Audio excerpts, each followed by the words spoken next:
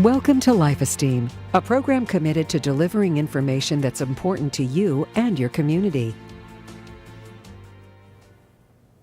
Hello and welcome to Life Esteem. Always great to have you as a viewer. Hey, today we're going to talk with Kristen Nicole Keys, who is Public Relations Director, a coordinator, if you will, for the Harrisburg City Schools. But she's here specifically to talk about MLK Day.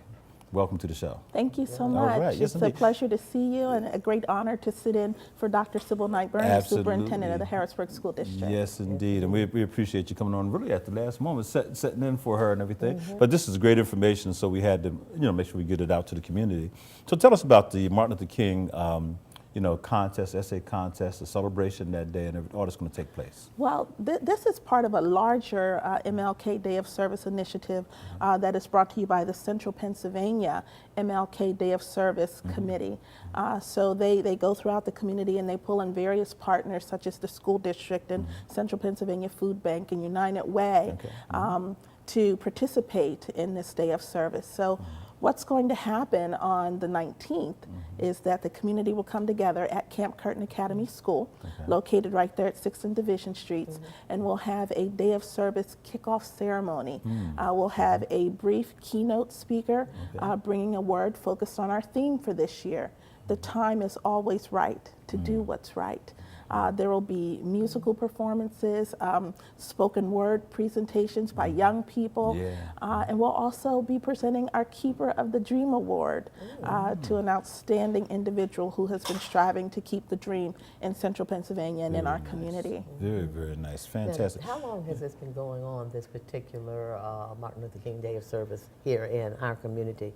Well, I will say that I'm very new with the school district. I'm not new to media and public relations, so I'm not sure how long this Central PA Day of Service has been going on, but I know for me it's at least my 3rd year participating, even as a community resident and previously as a Keeper of the Dream awardee in honor of my father, the late Reverend Dr. Olin Harris. That's so it's been going on for at least 3 to 5 years that I'm aware of. And I'm glad you mentioned your father, so let's talk about that real quick, because your father worked here at the station. Is that right? Tell us about that. Tell us about that. Yes, well, during the civil rights movement, I mean, there was so much unrest in our country, but I will say that right here in Central Pennsylvania, in little sleepy town of Harrisburg, there was a gentleman by the name of Dr. Franklin L. Henley. He was the pastor of the St. Paul Missionary Baptist Church, and he was greatly involved in the movement and making progress. So he met with the folks here. I'm not sure who owned the station back then in 1966, but he said, I have an outstanding young man that I think would be quite appropriate to be a news anchor, and the African American community would like for you to give him an opportunity to audition and to apply for a job here. And that young man was my dad. So he left his radio show that he created, Echoes of Glory. He launched that in 1957, and in 1966, in the heat of the civil rights movement, he came to this very radio station and television station. They were both radio and television back then. He was the first African-American news anchor for WHP TV and radio stations. And also he did weather at one point too, didn't he? He did weather, and you know what? God just opened up so many doors of opportunity. And I just believe that when you avail yourself to the opportunity and you're willing to sacrifice and you're willing to look fear in the face. That's right. Because there were still some fearful times back then, even as those who were prejudiced and racist and not quite ready for change would put death threats out on his life and Toby Young's life. And, you know, so it was a tremendous opportunity for our community to move forward and to begin putting minorities on television. And I'm glad you mentioned all that, because we're talking about Martin Luther King, Day, and celebration of his life and all that he did. But he would tell you, I'm sure himself, that he never did it alone. He has so many people who, not just on the national scene, but on the local scenes who made a difference. So this is quite a day. So we're talking about January the 19th, is that right? We're talking about January 19th at Camp Curtin Academy School. The kickoff ceremony will begin at 9 a.m. in the main auditorium there. But I will say, as a precursor, as a run-up to this day, the Harrisburg School District, in partnership with the MLK Day Steering Committee, as well as Metro Bank as our sponsor, will be hosting an MLK essay contest. Wonderful. For all the students in the Harrisburg School District, grades 7 through 12. And the prizes are quite generous. So we know that we're going to have a tremendous showing of participation from our students. Our teachers are busy at work, engaging them in various expressions of how they can best highlight the theme. Exactly. The time is always right to do what's right.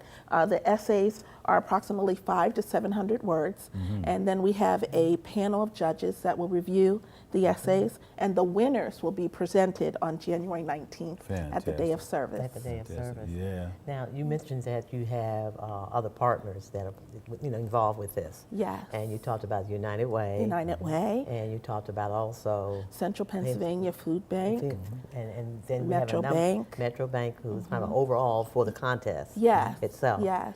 How can people get involved? What can they do? How can they best participate? Well, I would say to contact Michael Walsh, and he's with the Central Pennsylvania MLK Day of Service. And there is a website that we have where our viewers can get more information. It's simply centralpamlkday.org. centralpamlkday.org. Fantastic. You know, there's so many events going on in that weekend. I will tell you that also on January the 18th, which is a Sunday, at the State Museum, the Writer's Workshop and Life Esteem will be presenting a Martin Luther King celebration, and we'll do it through poetic expression as well as saying how Dr. King is remembered by us and what he meant to us in terms of his life work. It's 2 to 4.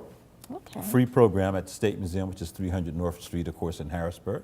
And we hope that people come out for that and have a good time.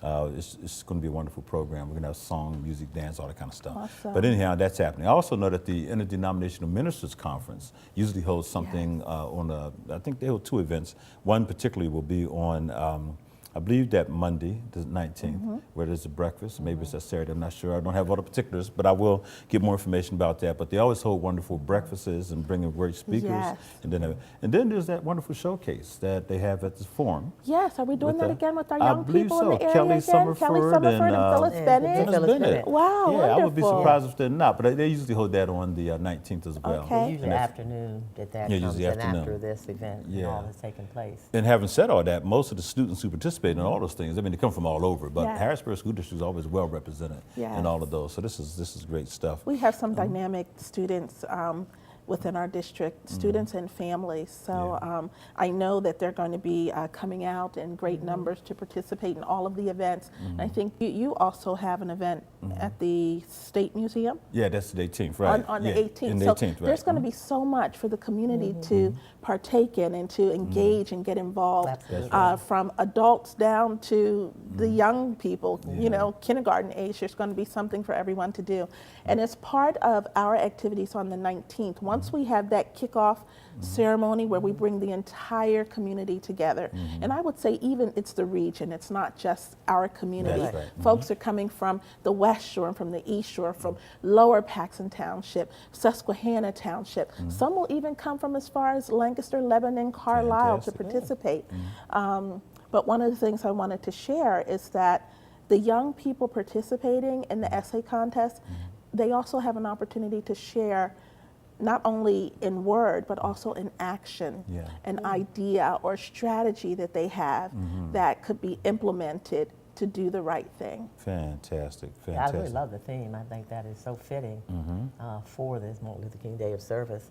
And as we look at this and think of this particular taking place here not too long ago, we have a beautiful flyer here that has been put together. Yes. And it's one of those, probably one of my favorite photographs of Dr. Martin Luther King Jr. And the kind of contemplative way and manner and the way that he's just processing and thinking through. You are a young student and came through the Harrisburg School District, did you not? I did. And what were your feelings in thinking about Martin Luther King Jr. as you were coming through, and what did you know and how did you feel about his service and his work? Yeah.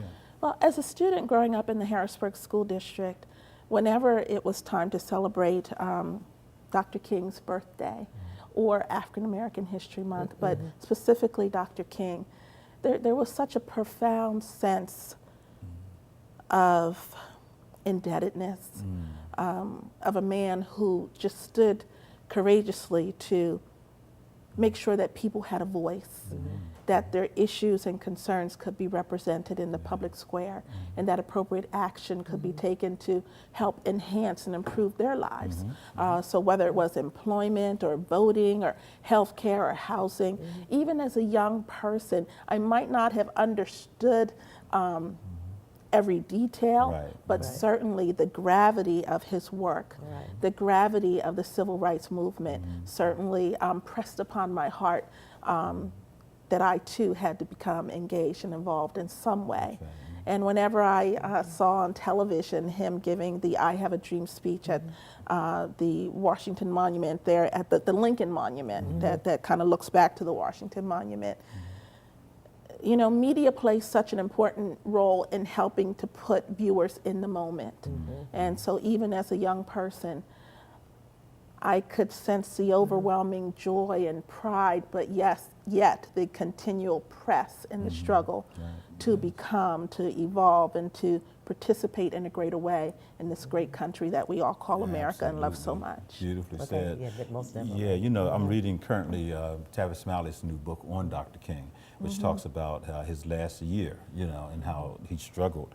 And one of the things people tend to forget is that Dr. King wasn't real popular at the end of his, you know, days, because he had spoken out against the Vietnam War. And people thought that, you know, our President you know, Johnson had done a lot to push forth the civil rights, you know, agenda, and then they felt this was sort of a smack in the face for Dr. King. So even when they pulled a lot of the African American, black, is what they called it back then, you know, leadership, I mean, they were not in favor of his new agenda. They thought that he was speaking out of turn and abandoning the civil rights movement, but he was doing complete opposite of abandoning. He was actually embracing it and saying, this is a global, you know, I mean, we should, if we're fighting for our rights, we got to fight for the rights of everybody. And he knew that this war was unjust. Of course, we found it out later, right? Vietnam turned out to be a real albatross around our neck. But it was kind of interesting to read this stuff and all the things he went through. I mean, this was a courageous man. You know, he'd been told many times, you know, be quiet, don't speak up. He had to speak up, though. And you know, when I look at the footage of his life and the various speeches that he gave, and even the books that he wrote, I sense that it was even beyond courage. It was a calling. It was something that he had to do. It was one of those must-do things in a lifetime. And somehow I just believe that God calls out certain individuals in certain times of history for such a time as this, to do exactly what he did. And when you look at how he continued to embrace the struggle of all people, not just African Americans, but as you just stated, the movement continued to evolve and to grow and to embrace larger issues that were plaguing our country at the time.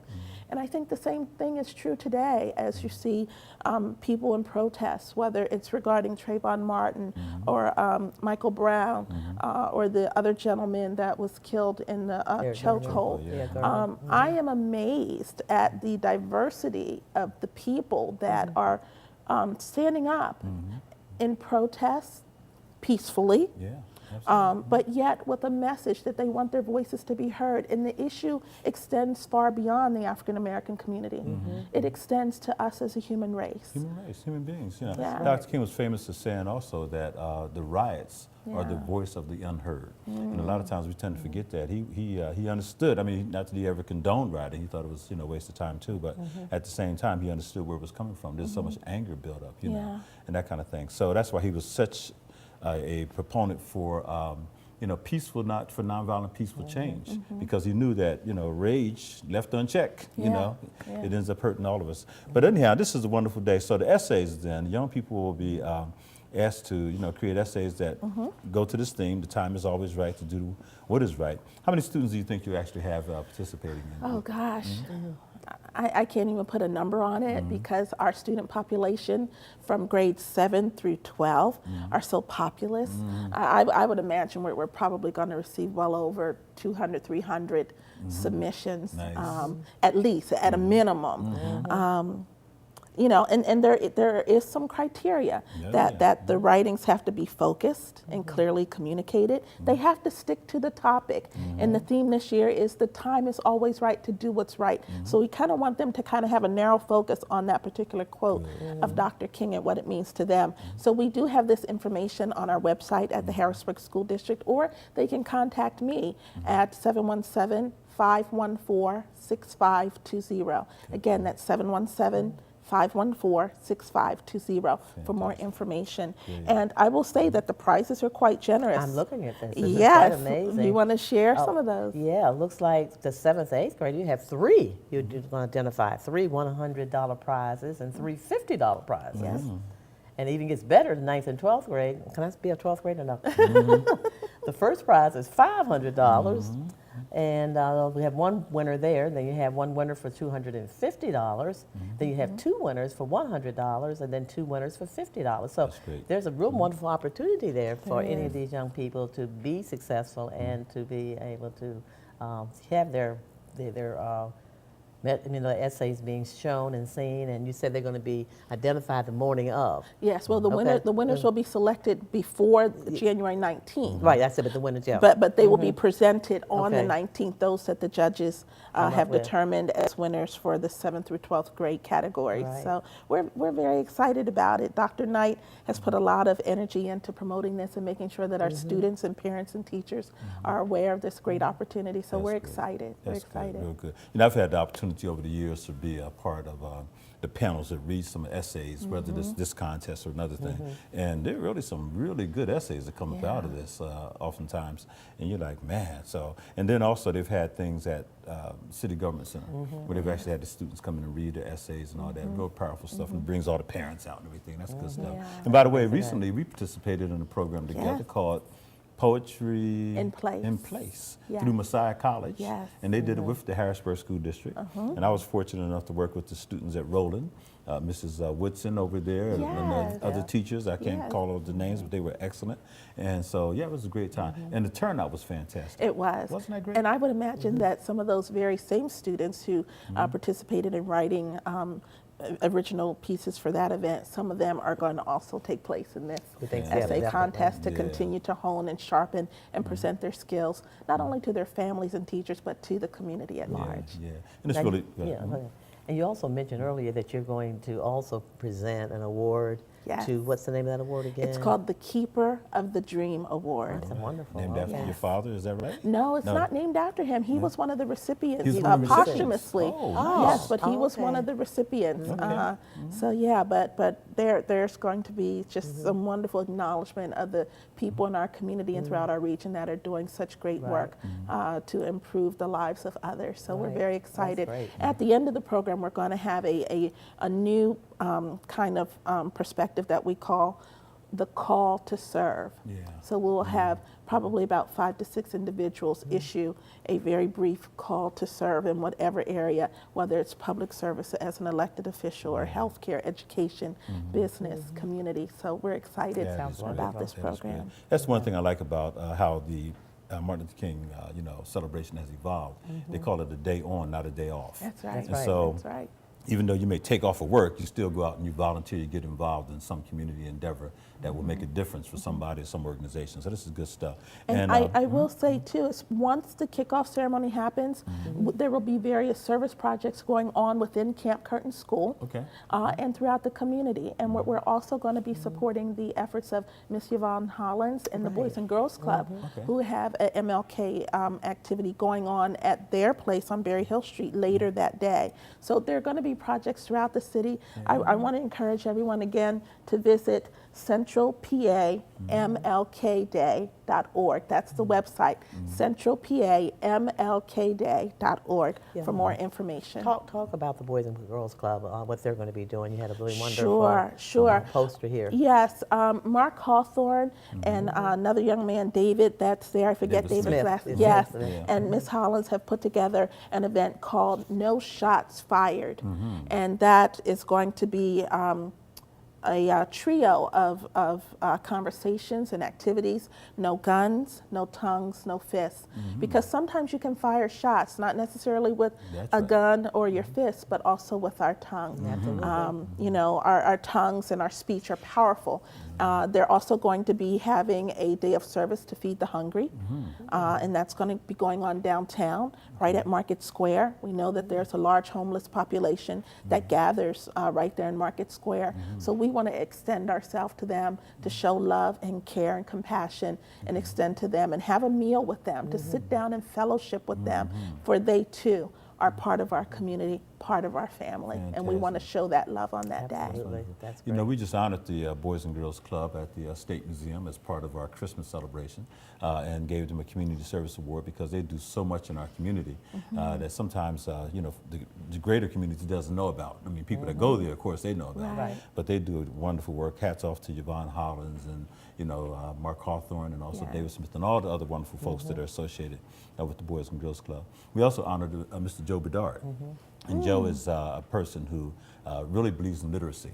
And so he heads up, I think it's Share Kids Books, I think it's called, and also the Central Pennsylvania Literacy Council. He does all that.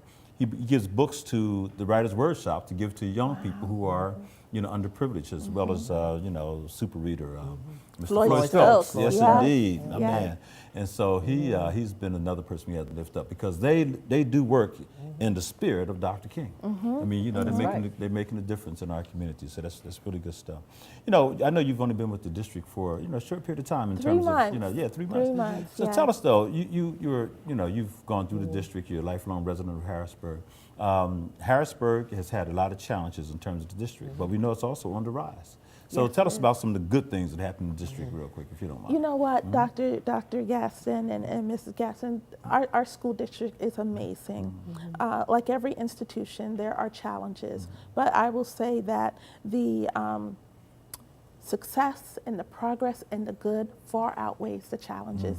Everyone knows that we are a district that is in recovery, and we've had great strides in financial recovery, and now we are really turning hard our efforts and our focus on academic recovery, because that's critically important for our students, for their lives, and for their future. So there's some great things happening. We're going to be rolling out a brand new curriculum that will be aligned nationally with Common Core, state, and it's really exciting. It's been a long time coming, but there's such great synergy and just cooperation and collaboration within the district, and rolling out and creating a curriculum for grades K through 12 in every subject. It's no small feat. Not at So all. I do want to commend Dr. Sybil Knight-Burney, Dr. Carlinda Purcell, our board of directors, our recovery officer, Jean Vino, and even our teachers and our administrators and our para staff members for all that they do for our children and to help move this district forward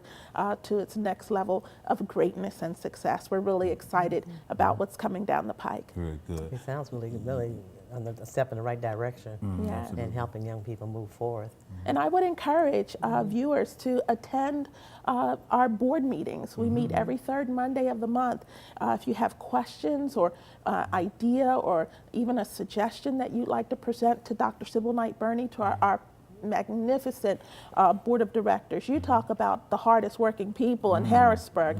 Our board of directors, under the leadership of Ms. Jennifer Smallwood and our vice president, Mr. Jim Thompson, they are just phenomenal individuals who have the kind of persistence and perseverance to stick to it until we reach that next level of success. So it's been eye-opening being with the district, but it's also been a tremendous experience as I look to leave a legacy for my community and for the young people coming behind me. That's fantastic. Good And stuff. also, we want to mention too, you are kind of not newlywed, but you've been Yes. married now for about how long now? 3 years. 3 years. And I Yes. remember how happy and excited and your wonderful husband. Yes. And you all are just really moving on and doing some really great things yourself. Yes, we are.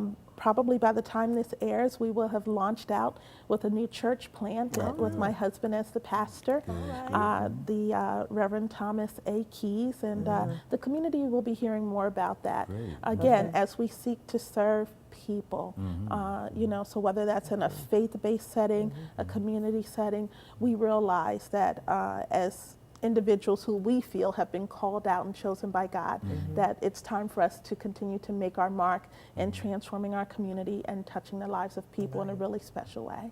Glad to hear that you're launching out. Brother Keys is an excellent pastor and preacher. Thank I've you. always thought that about him, so long overdue. I'm glad to hear that. Fantastic. Tell me, I said best success. I know God is with you, so good Thank stuff. you. Yeah. Can I ask you a question? And Please. I want to kind of flip the script here because you do this provide this great platform to interview us, but because you too were alive during the movement and you see it through a different prism, what were some of your most profound memories or thoughts about Dr. King? I saw him as a community builder. I mean, I always liked his stick-to-itiveness in terms of his philosophy. He was a Christian first, and that's what a lot of people tend to never talk about. I mean, he was a man who studied, you know, Christ. We always talk about Gandhi. He studied Christ. Yes. His father was a pastor. His grandfather was a pastor. I mean, he was a man who went to Morehouse, and then he went to Crozier Theological Seminary. Had his PhD by the time he was 25 years old. He was very much Christian. He looked at the tactics of Gandhi.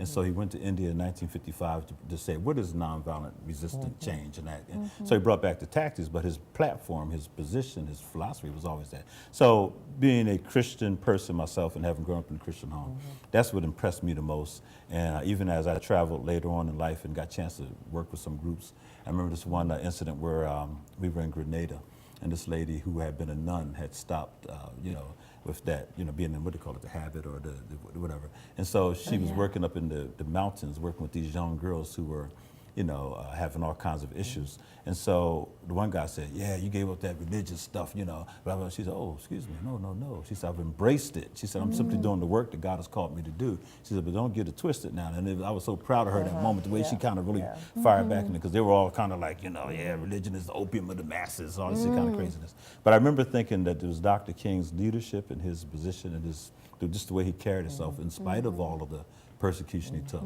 that he stayed the course. And so that's what I remember about him. And that's why I do the work I do today. And to piggyback from Nate, I was a teenager during that key period, of the civil rights movement. And a lot of what I knew and learned about Dr. Martin Luther King was through the church.